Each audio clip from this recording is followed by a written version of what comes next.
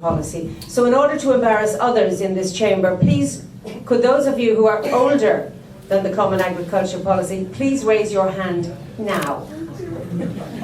Gott in Himmel, zwei. We have somebody who's abstaining.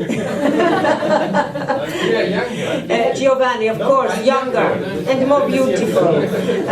Okay, so we are in the minority, but may I say that unlike the Common Agriculture Policy, I have not been as restructured as often, indeed or at all.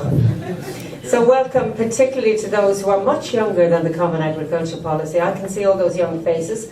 This is a really important event, particularly today, because we've just been discussing in COMAGRI with my colleagues, and I welcome all of my colleagues from the Parliament here, members who have come to support this event, and I welcome the President of CEJA, and I welcome all of those who represent their farmers across the Member States.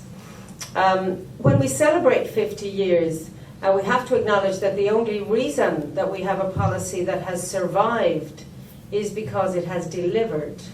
But the only way it will continue to survive and deliver is if we have sufficient young people, men and women, who want to farm and produce food and to produce public goods for European consumers, and indeed for consumers outside the European Union.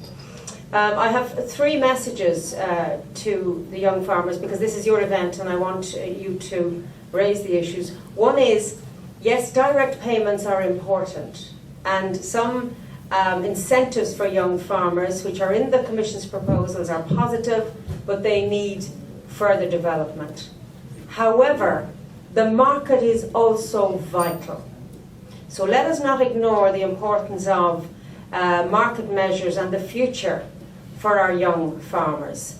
And thirdly, because I've come from a debate on the Globalisation Adjustment Fund and its extension to agriculture, trade agreements and the potential impact of them will definitely affect young farmers and those who are looking to agriculture. And the very final point, and I say this in Ireland in particular, I want young farmers to regain the environmental space.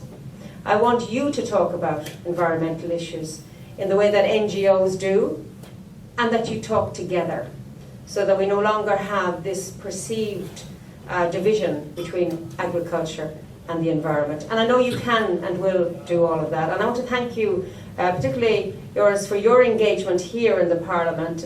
We have very good contact and it's been very, very positive.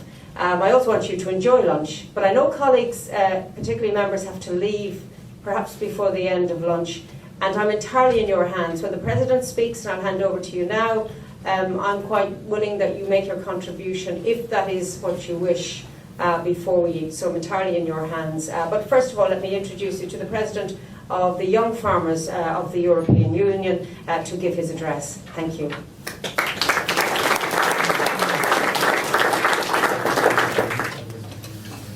Thank you, MEP McGuinness, for these introductory words, and of course I would really like to thank you for hosting this lunch for us today at the European Parliament.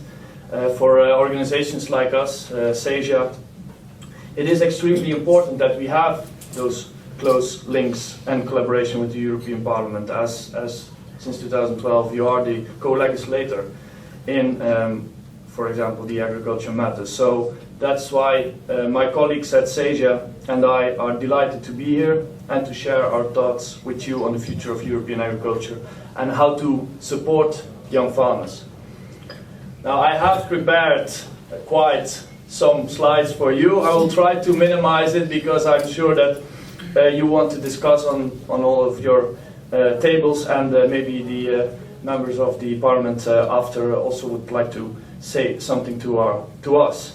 But first, since it's still January, I don't know if it's officially allowed, but I want to express my best wishes to all of you for the new year.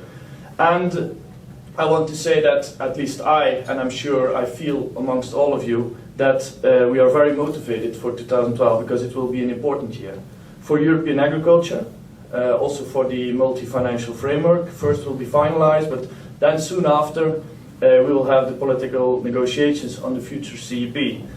And starting this new year, it also gives me the opportunity to contemplate and to see what has been achieved in the last year. Now, 2011 was a year where we have constructively engaged with the European institutions, in particular with the Parliament, during discussions on the line, on the DES report, the milk package, for example. And CEJA has reiterated the need for strong public support for young farmers, as the age situation in our sector is close to a crisis. So the group of young farmers today in Europe has become a group that's fewer in numbers every day. We have reached the point that only 6% of the population is under 40. And if we see that Europe, a continent that embodies the key values of sustainability, this is not a promising figure. And action must be taken now to guarantee that European agriculture will still be able to deliver 10 years from now.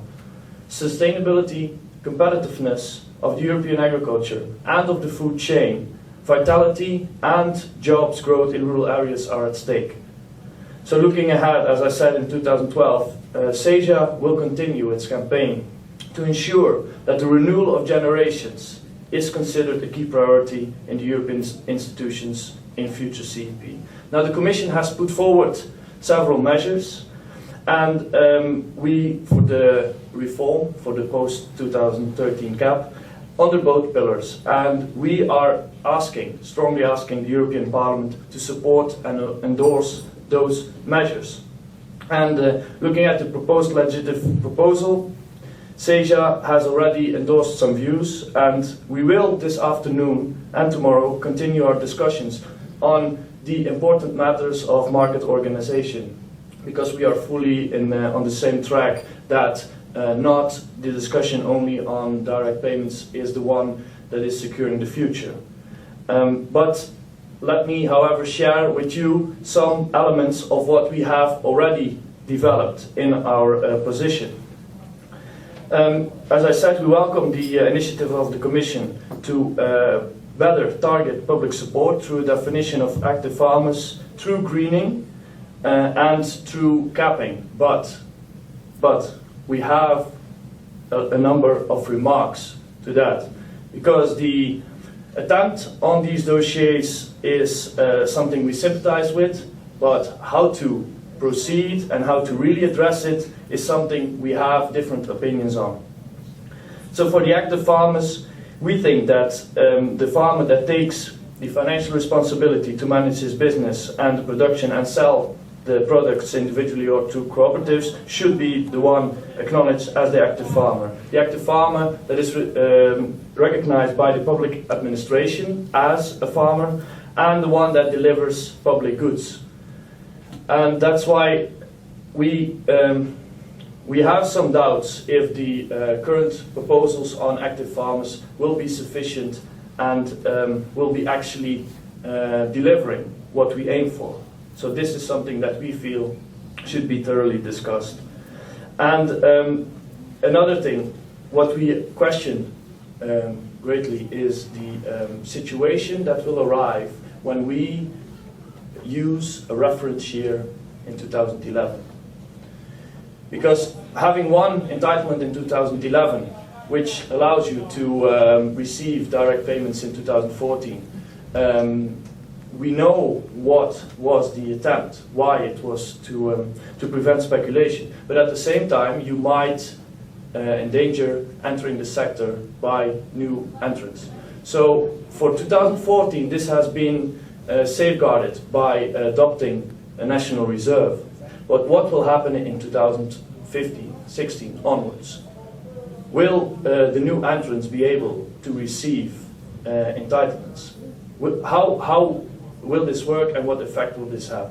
And we really call for a close examination, and we fear that in the current proposals this situation has not been taken into account. So together with the European Parliament and other institutions, we want to carefully analyze what will happen after 2015 and which measures should be taken. As we see it, we want a continuation of a national reserve to enable every year the availability for young farmers to receive entitlements, and that they don't have to purchase them on the market. Because again, then the much needed financial resources to improve agriculture, to improve production, to make it more sustainable and competitive, will flow out of the sector in order to receive the reimbursement for the activities that farmers deliver. That's not the right direction, and we call for a continuation of the National Reserve onwards.